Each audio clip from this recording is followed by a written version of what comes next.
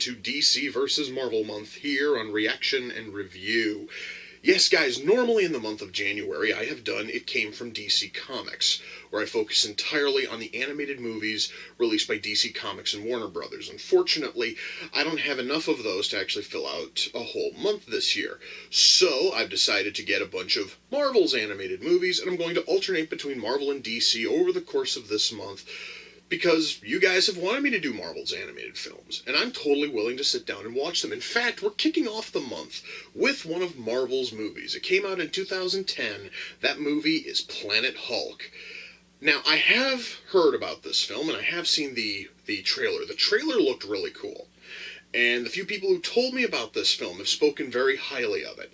So I'm going into it with some kind of high hopes, because I'm going to tell you guys, outside of that trailer, I know nothing else about the Planet Hulk, like, story arc from the comics or anything that's going to happen in this movie. In fact, to be totally honest with you, I am not even the world's biggest Hulk fan, because the character has been kind of jankily written over the course of what the fuck has it been now, 50 years? But still, I'm not going to let any of that stop me. After all, my favorite movie I covered for this series last year was a Superman movie, and I can't stand Superman as a character. So this does have hope. This actually could wind up being an amazing movie, and I could wind up completely loving it. I have no idea. The only way I'm going to find out is if I shut up and I push play. And I'm going to do that right now. So, without further ado, it's time to kick back, relax, and check out Planet Hulk. Okay, so Hulk apparently was able to kill a giant lava squid thing with one punch. I will say that the giant lava squid thing looked really cool. The fact that Hulk was able to just crush its brain in with a single punch was even cooler. So, you know, even though the entire fight before that was kind of shit, at least that bit was really, really interesting. I have found a problem with this film, guys. This movie relies so much on flashbacks, and they're not helping. You see, I kind of understand that we have a story here which has all new characters who were never featured in any other Marvel arc outside of Planet Hulk. That's fine.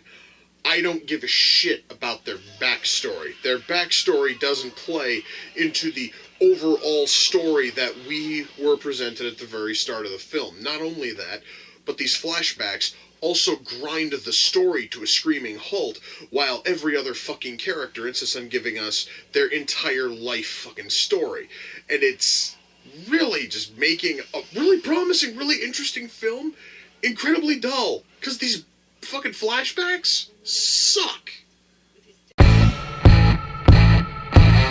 Sorry guys, I saw something about a minute ago and it's still bothering me a bit. So, Beta Ray Bill. Never thought I'd see Beta Ray Bill in this film, I should mention. But Beta Ray Bill was able to conjure lightning, and said lightning was able to destroy all of the, controlling discs that were on all of the slaves' chests. My question is not, why didn't he do it in the first place, because he himself had one of those discs. But why the hell didn't it happen any other time he may have stepped into the battlefield? Because he obviously was some kind of fucking, gladiatorial challenger, because Hulk fought him in the fucking gladiatorial arena. Beta Ray Bill's giant thing is, similar to Thor, he can conjure lightning. Are you telling me that in no time during any previous fight did Beta Ray Bill use lightning and knock out somebody's disc even by pure accident? No. It took Hulk throwing a knife through Bill's disc to shatter it to give Bill the idea, hey, maybe I can use lightning and it'll wipe them all out. I'm sorry, guys, that just seems kind of stupid to me. I think I finally figured out, guys, why I don't care for the Hulk. It's because every fight he is in is so brutally dull, because nothing poses a challenge to him. Hulk is so overpowered that there's, at least so far in this movie, there's been nothing that has posed a reasonable threat to him at all. He's fighting against the king, who's wearing a set of, like, power armor, and Hulk is still kicking his ass with no effort at all. And it really, guys, is making this fight exceptionally dull because you know that there's nothing that the King can do that will stop Hulk in the slightest. It really just sort of renders this whole fight kind of pointless, you know what I mean? Well, guys, that was Planet Hulk. Let me shut that off. Okay. Well, I was certainly expecting better. The movie isn't terrible. I'm going to say that right now. I want to make that point abundantly clear. This thing is not necessarily bad. It's just not my kind of thing, I guess I should try to explain. As I have stated in the past, the Hulk is not exactly a favorite character of mine. And this movie shows off almost every reason why I don't care for the Hulk. You see, one big problem, and writers have yet to find a way to fix this, is that the Hulk is so powerful that it takes that there's nothing out there that actually poses a challenge to him.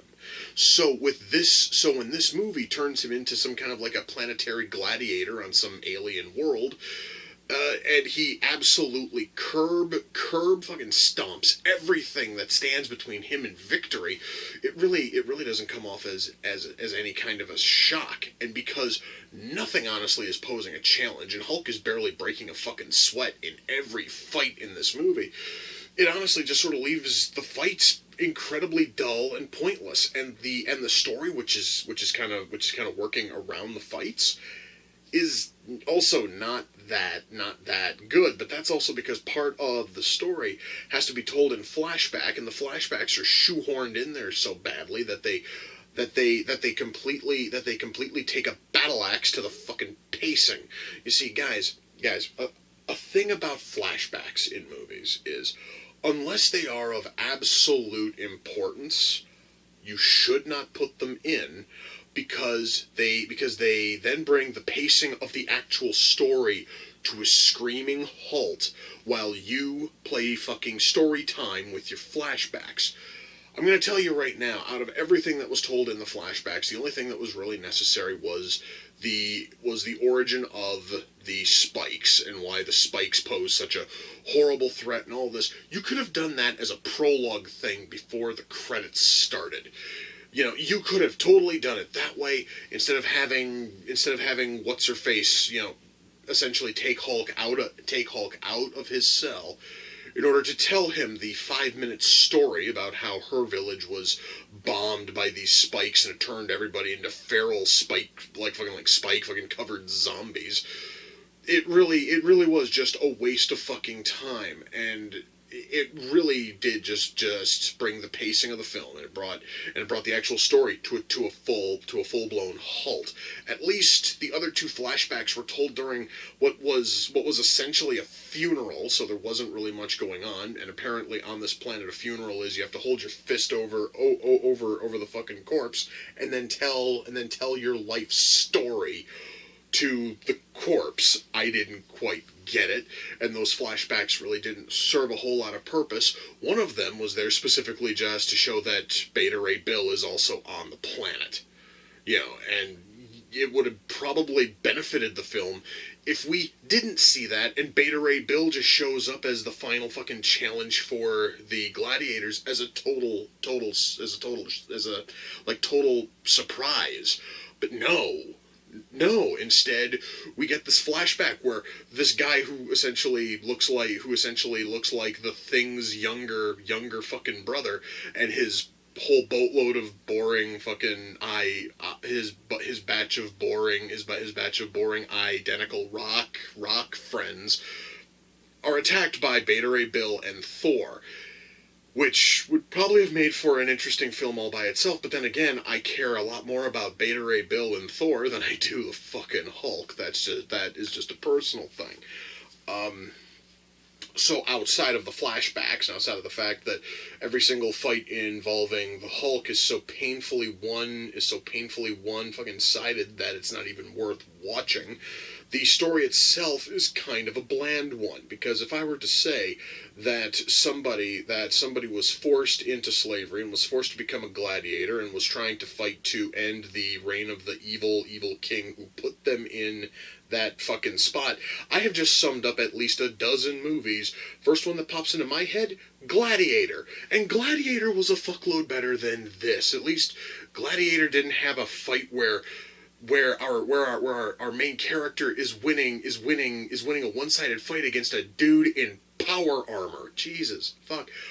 Seriously, guys, even when standing inside of a suit of power armor, the Red King is not able to do any real damage to the Hulk. At least I should say, like, noticeable damage that is going to have some kind of permanent thing. This right here is another part of the writing that I didn't quite get, you see, is I've read a handful of Hulk comics, and I've seen a few of the Hulk movies, and I know Hulk can take a shitload of damage and not actually show anything. The Hulk is able to take a fucking tank shell to the face, and the only thing it does is it just makes him fucking mad. Why then is it that at least when he's doing the gladiatorial fights, why is it that almost every single punch, every single kick, every single hit that Hulk takes has him spewing fucking blood everywhere? Oh yeah, because there's this stupid prophecy out there about how the fucking Savior's like blood is going to bring life back to the planet. So naturally he has to spray blood every fucking where, like he's a green liquid spewing garden fucking hose, so that way we can see the plants growing out of his blood puddles. That was stupid. The very fact that he also heals faster than I've seen any other character heal, that just made it feel even stupider. Just, guys, the whole thing felt like a fucking mess.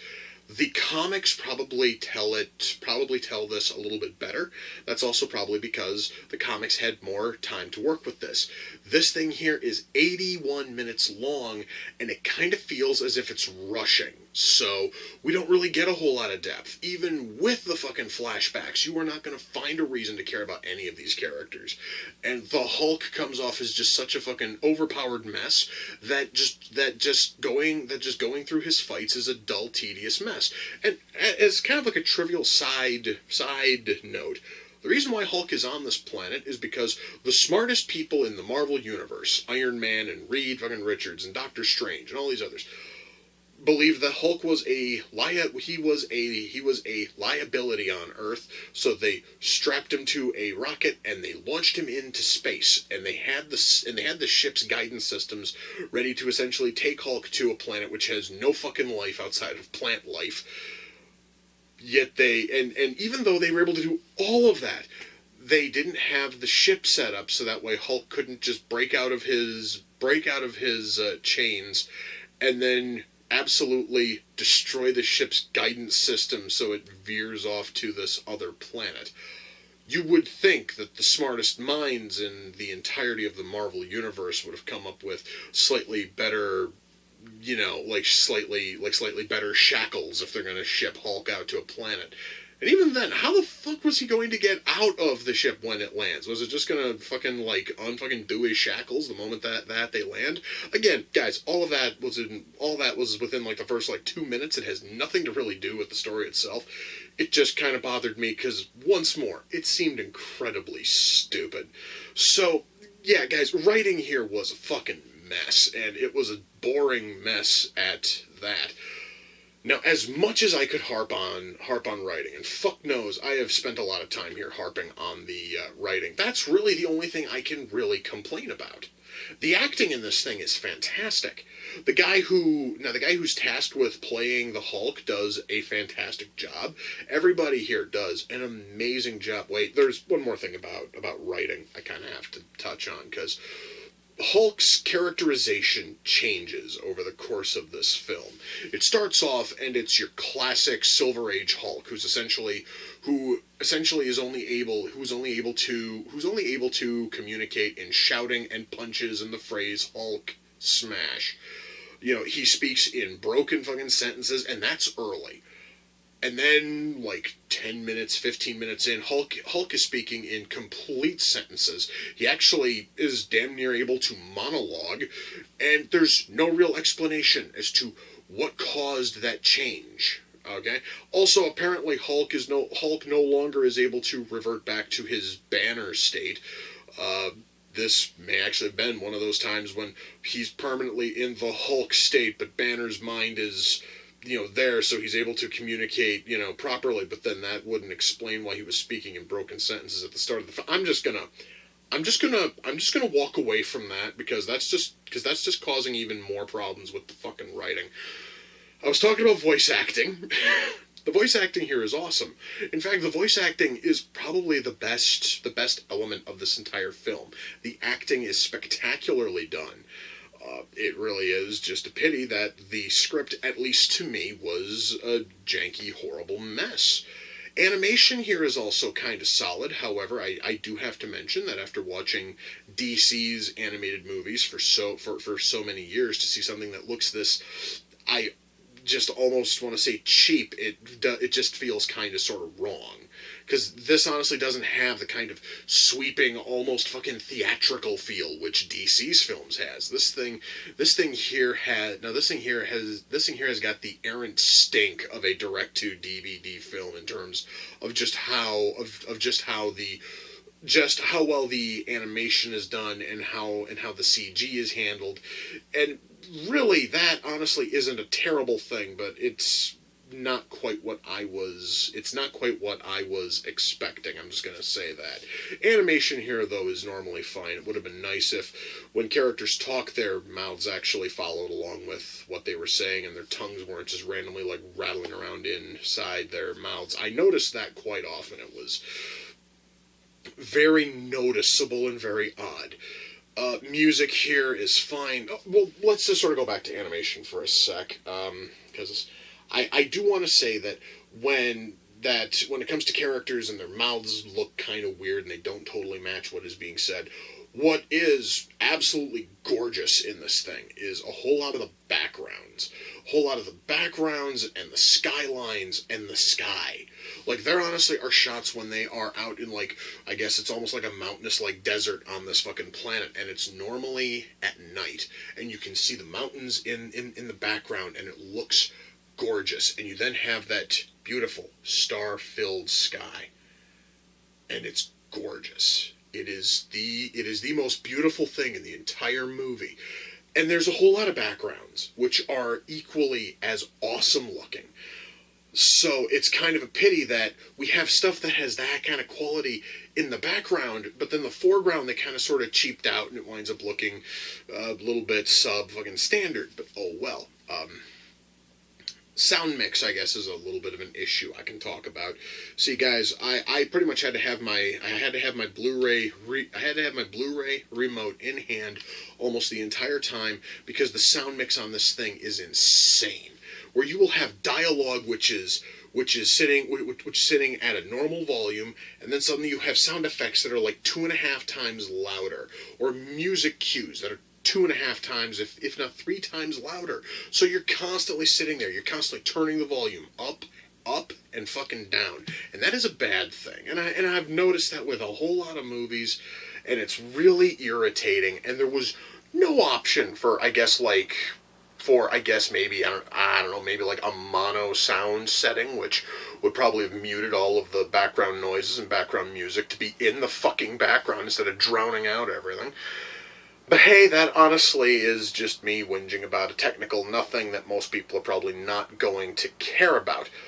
Ultimately, guys, am I able to recommend Planet Hulk? On a personal level, I'm going to say no. I personally cannot. This thing, I was not having fun with this. But mind you, I do have to stress that I am not a big fan of the Hulk. I haven't tried to read a Hulk comic in probably about 20 years, if not longer.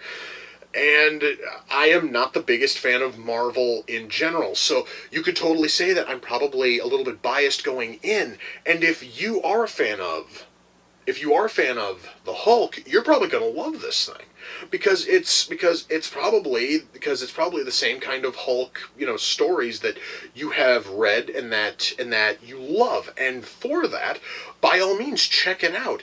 However, if you're not a big Hulk fan, this movie is not going to change your thought on it anytime soon.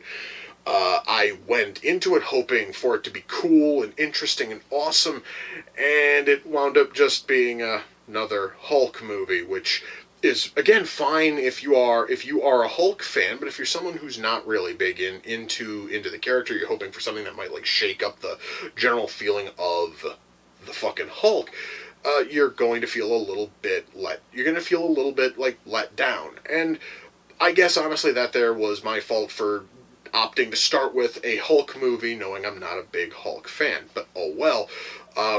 I honestly would not have known if this thing was any good or not if I didn't fucking watch it, so at least I can now say that I've watched it, and it's fine, it's functional, it's just not my kind of thing. So, guys, what also kind of sucks is I've been so used to covering DC's animated films, and I talk about how they have, like, bonus episodes of all of DC's previous shows on their, like, Blu-rays and on their DVDs. Marvel's movies don't have that, so I can't even go back and watch, like, the Hulk show from the fucking 90s and try to well, actually, I never watched the Hulk show from the 90s. It actually might have been a little bit of a treat. But oh well, that honestly is not on here. So I'm just gonna go find something else to watch. Actually, I was talking about fucking Gladiator earlier, and I see it right there on my Blu-ray shelf. I'm gonna go and watch that, because that had the same story this had, but it was told far, far better. So I'm going to go and watch Gladiator, and I'm going to have a lot of fun with that. And with that, my friends, we come to the close of another reaction and review. Until next time, ladies and gentlemen, take care, and I will see you all in the near future. Peace.